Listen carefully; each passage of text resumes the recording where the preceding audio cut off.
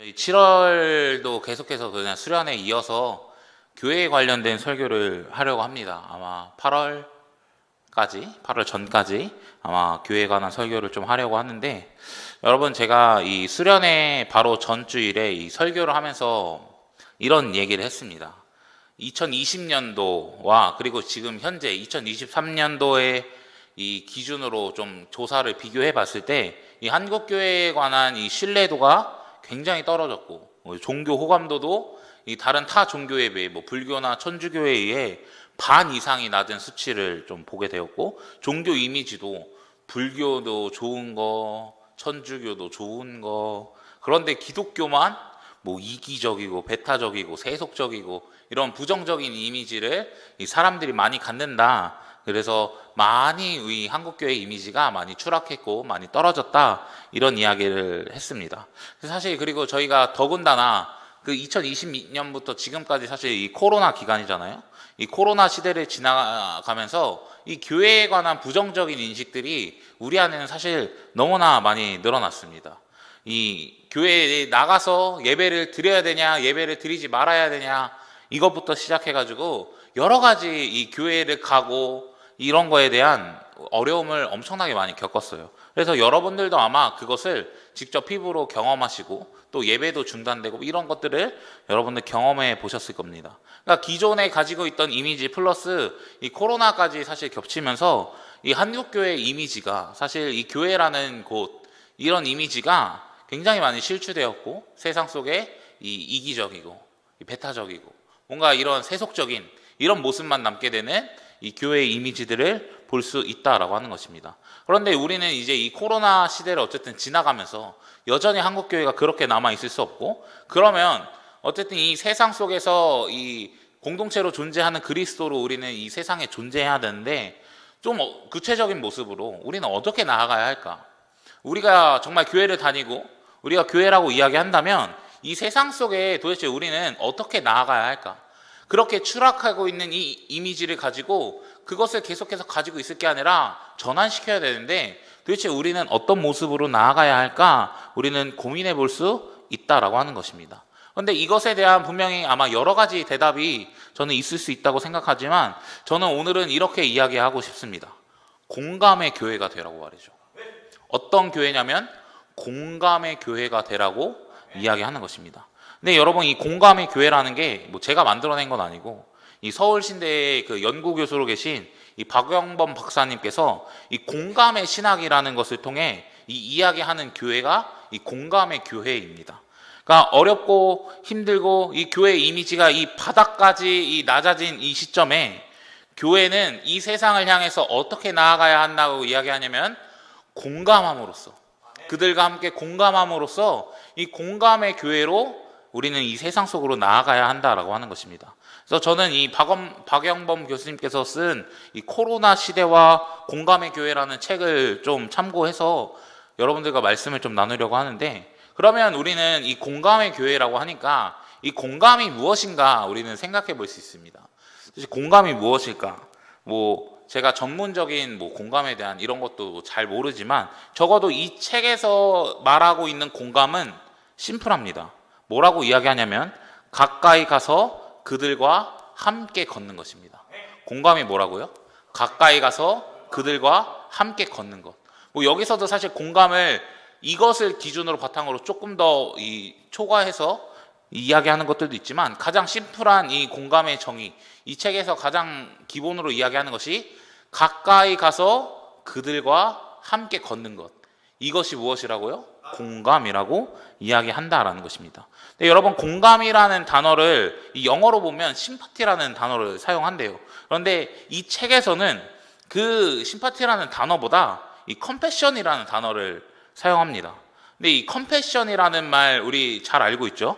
이 연민이나 긍휼 같은 이 감정을 이야기하는 단어입니다. 그런데 이 책에서는 이 컴패션이라는 단어를 이 공감이라는 의미로 사용합니다.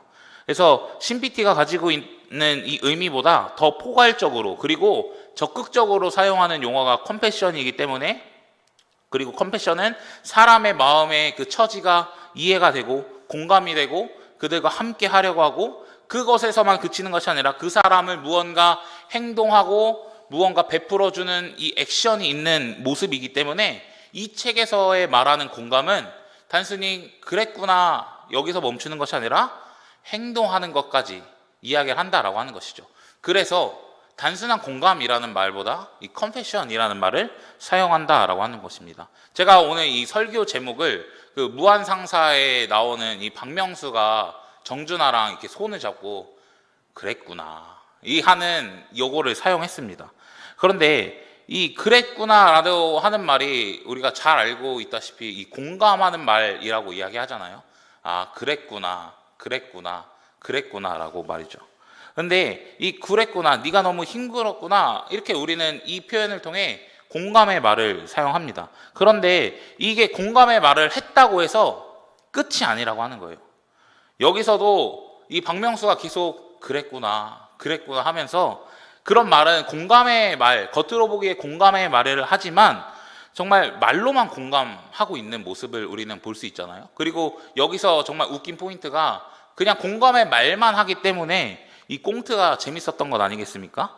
그런데 공감은 그랬구나 말만 하는 거에 있어서 끝이 아니라고 이야기하는 거예요.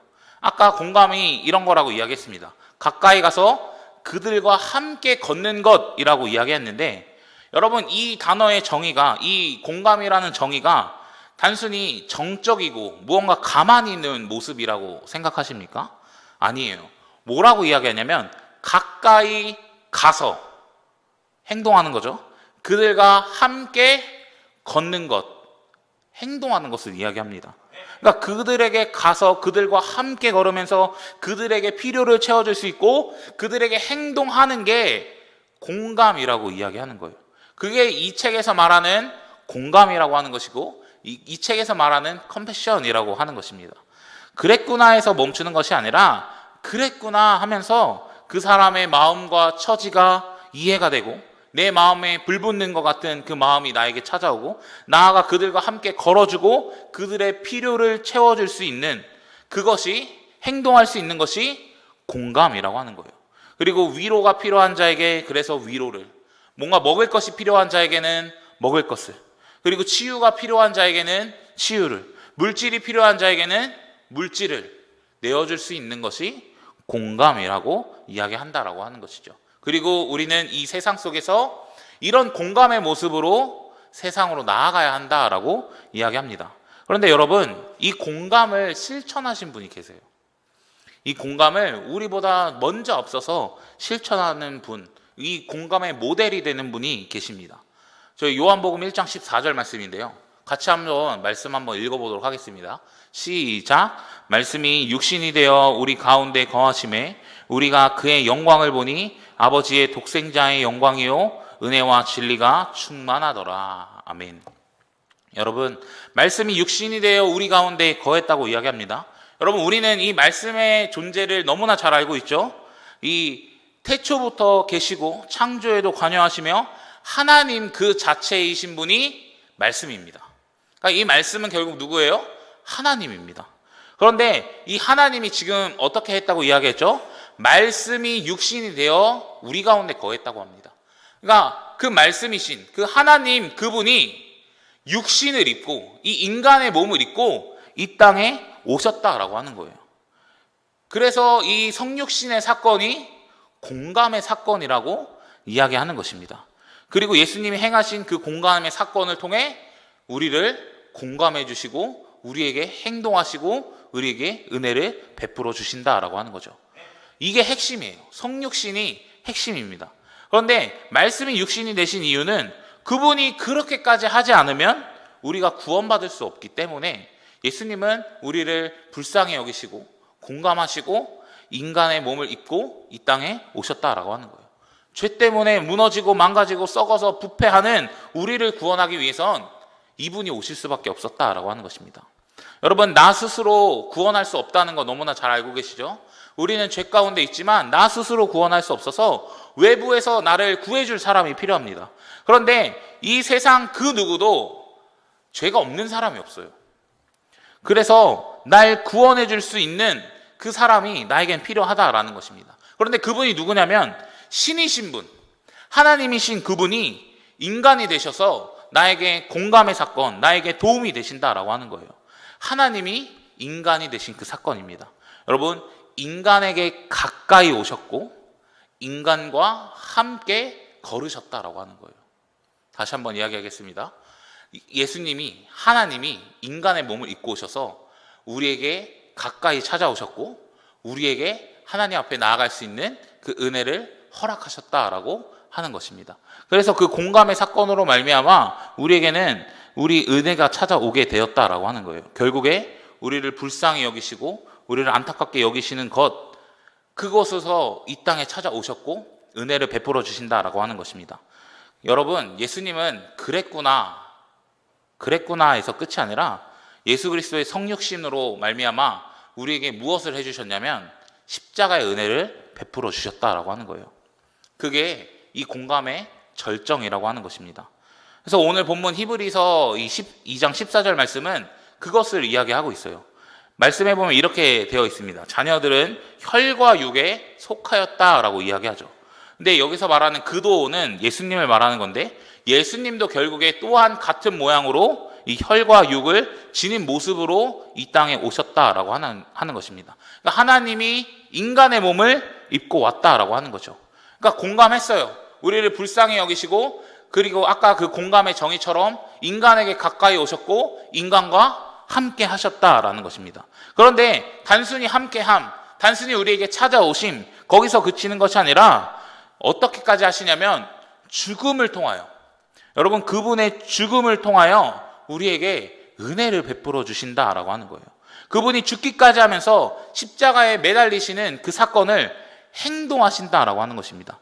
그 수많은 모진 고통을 겪으면서 아프면서 그분도 눈물을 흘리면서 우리에게 찾아오시고 은혜를 베푼다라는 거예요. 이게 공감입니다. 이게 공감의 사건이라고 하는 거예요.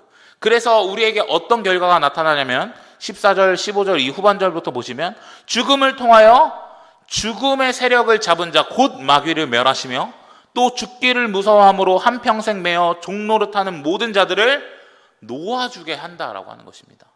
쉽게 이야기하면 무엇입니까? 죄에서 자유를 얻게 한다는 거예요. 그 죽음에서 우리에게 자유를 허락하신다라고 하는 것입니다.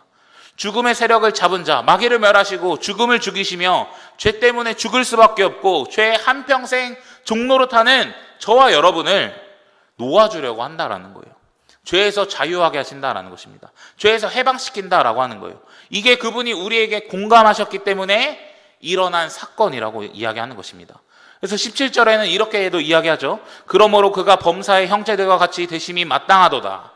여러분, 여기서 마땅하도다 이 말이 당연히 그래야만 한다 이런 게 아니라 그렇게 되셨어야만 한다 이런 의미입니다. 그래서 우리와 같은 모습으로 오셨어야 그 대제사장의 역할을 온전히 감당할 수 있고 우리의 모든 죄를 용서해 줄 수 있다라고 이야기하는 거예요.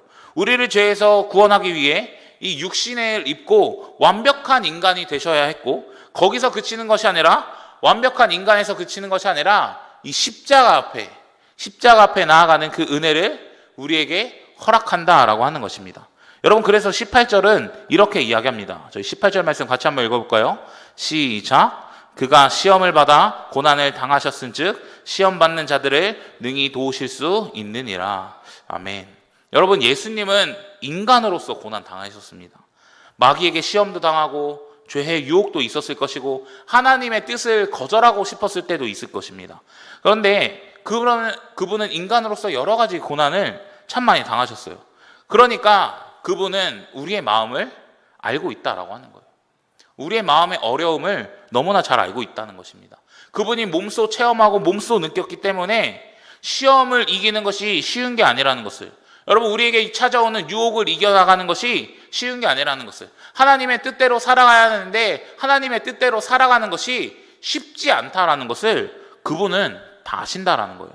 그래서 우리의 마음을 다 아시고 우리를 불쌍히 여기시고 우리에게 가까이 오셔서 우리를 도우실 수 있는 분이라고 하는 거예요. 그분은 모든 것을 겪으셨기 때문에, 모든 것을 다 해보셨기 때문에, 그래서 나를 공감해 줄 수 있고 나를 도와줄 수 있는 분이라고 이야기하는 것입니다. 여러분, 우리가 살아가면서 여전히 우리 안에 이 죄의 모습들이 너무나 많이 있을 것입니다. 아무리 은혜 받고 우리가 얼마 전에 수련회 했지만 그 안에서 정말 회개하고 눈물로 부르짖었지만 여전히 내 삶에 변화 없고 여전히 내 삶이 똑같이 살아가고 여전히 그 반복되는 죄 속에서 힘들어하는 우리의 모습도 있습니다. 그래서 죄를 끊고 싶은데 끊어지지 않는 죄, 뭔가 내가 잘못하고 있다는 것을 알면서도 멈추지 못하는 그런 죄악들, 작은 유혹에도 반복적으로 넘어지는 죄가 분명히 있다라고 하는 거예요. 그런데 여러분, 우리 그것 때문에 괴롭잖아요. 그것 때문에 힘들잖아요. 이거 안 하고 싶은데 나는 이런 삶으로 좀 살아가고 싶지 않고 이런 모습으로 살아가고 싶지 않은데 계속해서 그런 죄 때문에 나의 마음이 어려워지고 힘들어지잖아요. 만약에 여러분 이 죄 때문에 마음이 힘들지 않고 어렵지 않다?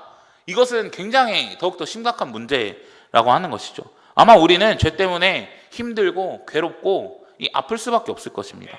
그런데 여러분, 그런 나의 아픈 마음 가운데 주님은 공감하신다라고 하는 거예요. 주님은 나를 도와주신다라고 하는 거예요. 여러분, 말로만 예수님께서 우리에게 그랬구나, 죄 때문에 많이 힘들었구나, 괴로웠지, 이게 아니라 그래, 너 많이 힘들었구나, 그랬구나, 그럼 내가 너 도와줄게.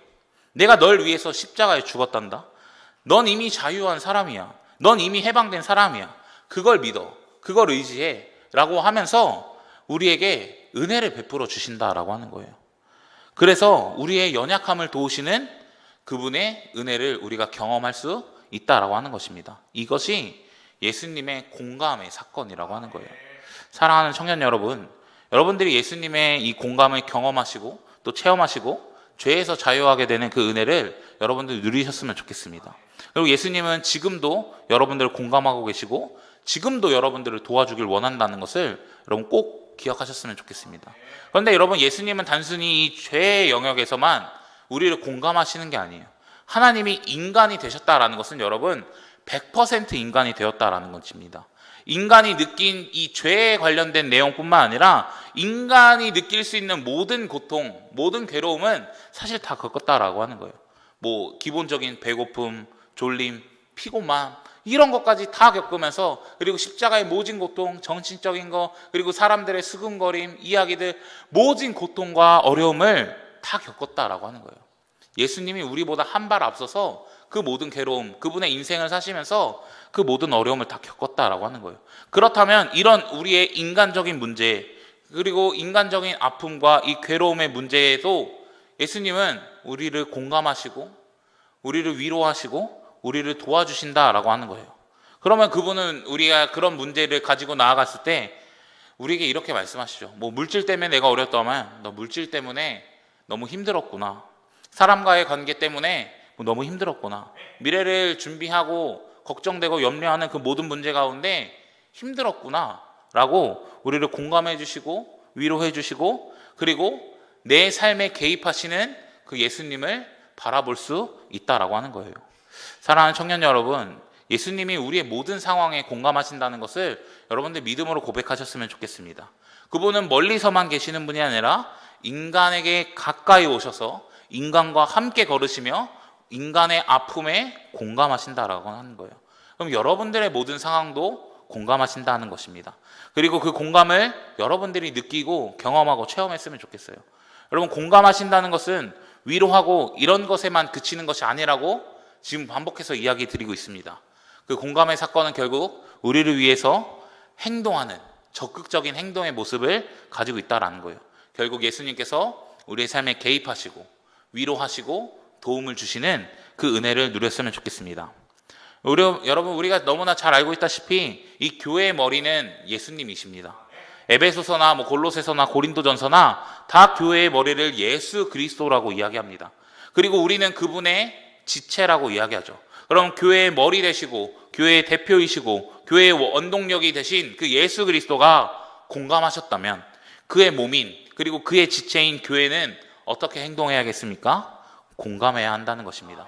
이 교회도 공감의 사역으로 나아가야 한다라고 하는 거예요. 세상의 수많은 사람들에게 가까이 가서 그들과 함께 걸을 수 있어야 됩니다. 세상에서 죄 때문에 힘들어하고 괴롭고 눈물 흘리는 자들에게 가까이 가서 그들과 함께 걷고 그들의 필요를 채워줄 수 있어야 한다는 것입니다. 물질 때문에 힘들어하는 자에게, 관계 때문에 힘들어하는 자에게, 미래에 대한 염려나 질병의 문제나 수많은 고난의 문제 속에서 신음하는 그런 자들에게 우리는 가까이 가서, 그들에게 가까이 직접적으로 나아가서 공감하고 행동할 수 있는 교회가 되어야 한다라고 하는 것입니다. 여러분, 이것이 예수님이 하신 일이며 공동체로 존재하는 그리스도가 해야 할 사명이라고 하는 것입니다. 먼저는 우리가 이 공감을 경험했으면 좋겠어요.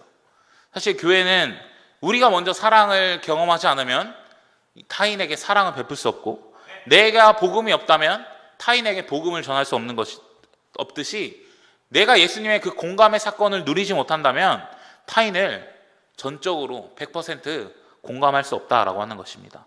그러니 우리가 먼저 이 예수님의 공감을 누렸으면 좋겠어요. 누가복음에서 이런 얘기합니다. 누가복음 19장 10절 말씀인데요. 인자가 온 것은 잃어버린 자를 찾아 구원하려 합니다라는 이 말이 있습니다. 저는 이것도 공감의 사건이라고 생각하거든요. 결국에 인자가 온 것은 이 성육신의 이야기를 이야기하는 거죠. 결국 성육신하고 이 땅에 온 것은 무엇이냐면 잃어버린 그들과 함께하고 그들에게 구원을 베푸는 일을 이야기하기 때문에 그렇습니다. 근데 여기서 잃어버린 자를 좀 포괄적으로 해석할 수 있다고 생각해요. 결국 가난한 자, 소외된 자, 과부, 노인, 어린아이 등 수많은 이 사회적 약자들과 세리와 또 죄인과 같은 그 모든 자들을 포함하는 단어라고 생각합니다. 그런데 여러분, 예수님이 한 일이 무엇이냐면, 예수님은 그렇게 사회적 약자들과 그리고 힘들어하고 괴로워하는 자들과 그리고 죄인인 자들과 그들과 함께 하시고, 그들과 식사하시고, 그들과 시간도 보내시고, 그들에게 사랑을 베푸시고, 그들에게 치유도 베푸시고, 그들에게 구원을 베푸셨다라고 하는 거예요. 그들에게 가까이 나아가서 그들과 함께 걸었다라는 것을 여러분 잊지 않으셨으면 좋겠습니다. 그리고 그 잃어버린 자에게 누가 포함됩니까? 나도 그 잃어버린 자에 포함된다라고 하는 거예요. 그러면 예수님은 분명히 나에게도 찾아오시고 나와 함께 걸으시며 우리의 모든 상황 가운데 개입하시고 나를 공감해 주신다라고 하는 거예요. 여러분, 이 누가복음 이 19장 10절 말씀이 본문 이 삭개오 내용인데, 결국에 이 삭개오라는 사람도 결국 세리이고 사람들이 죄인이라고 취급했던 사람이에요. 분명히 이 사람이 했던 나쁜 잘못들이 있습니다. 돈을 막 착취했던 그런 잘못들이 있어요. 그런데 결국에 이 사람 왕따처럼 살아갔고, 그리고 사람들이 죄인이라고 칭하면서 이 사람과 함께 하지 않았습니다. 근데 그 삭개오의 집에 유하야겠다고 하면서 예수님이 먼저 그에게 찾아가시고 먼저 그와 함께 하시고 그와 공감하시면서 식사하시면서 자비를 베풀었다라고 하는 거예요.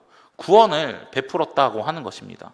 그래서 여러분, 삭개오에게 그 식사하면서 뭐라고 이야기했습니까? 삭개오가 분명히 저 힘든 것도 막 다 이야기하고 어려운 것도 이야기하고 막 그러면서 예수님은 분명히 삭개오에게 저는 그랬다고 생각해요.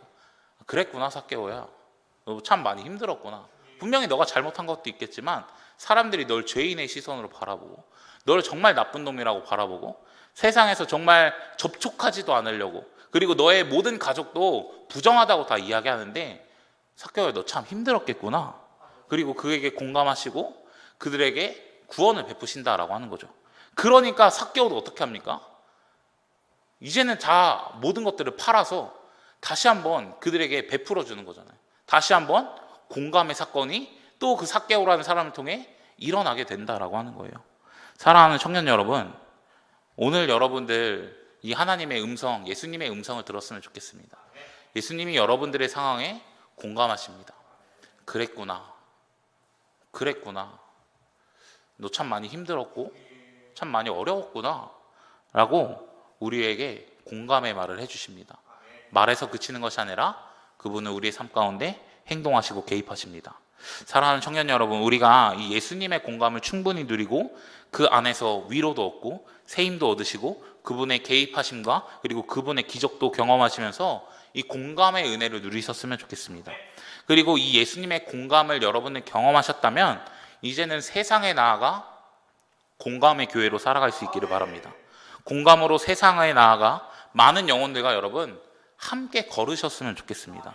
그들의 마음을 위로하고 그들의 필요를 채워주고 그리고 그들의 이 아픔의 이 마음을 좀 녹여줄 수 있는 그래도 한 번쯤은 만져줄 수 있는 그런 사람이 되었으면 좋겠습니다. 그래서 이 공감이라는 것을 통해 이 교회가 교회답게, 그리고 예수님을 드러내고 공감의 사역을 통해 하나님의 나라를 확장하며 이 공감을 통해 많은 영혼들을 다시 한번 예수님께로 불러들일 수 있는 이 공감의 교회가 되시는 우리 청년분들 되셨으면 좋겠습니다. 그래서 기도하시고 찬양하시면서 예수님의 음성과 예수님의 마음을 누리시고 이제는 세상에 공감으로 나아가실 수 있는 여러분들이 되시기를 예수님의 이름으로 간절히 축복합니다. 찬양하고 기도하도록 하겠습니다.